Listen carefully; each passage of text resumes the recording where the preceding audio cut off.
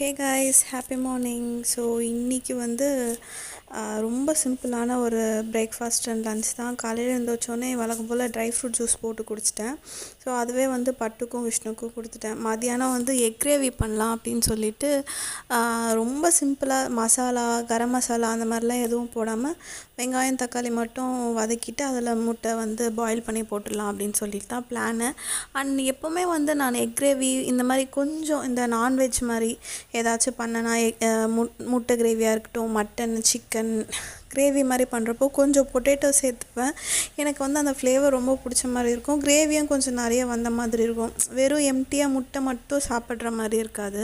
So அதனால் நான் பொட்டேட்டோவும் வந்து ஒரு 2-3 பொட்டேட்டோ ஆட் பண்ணிக்கலாம் அப்படின்னு சொல்லிட்டு நல்லா குட்டி குட்டியாக போட்டு ஆட் பண்ணிக்கிட்டேன். ஸோ இதில் வந்து சில பேர் வந்து பொட்டேட்டோ வந்து தனியாக வேக வச்சு ஆட் பண்ணுவாங்க. எனக்கு வந்து இந்த மசாலா வதக்குறப்பவே தக்காளி போட்டு நம்ம வதப்போம்ல, அப்போவே வந்து பொட்டேட்டோ போட்டோன்னா அது கரெக்டாக வெந்துடும். மோஸ்ட்டாக நிறைய டைம் வந்து இது வேகிறதுக்கு டைம் ஆகும்.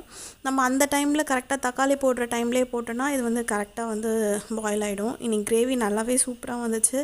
அண்ட் இப்போது வந்து 32nd வீக் முடிஞ்சு 33rd வந்து ஸ்டார்ட் ஆகிடுச்சு. ஸோ 33rd ஸ்டார்ட் ஆகிடுச்சு. இந்த வீக் வந்து ஒரு க்ரோத் ஸ்கேனும் இருக்குது.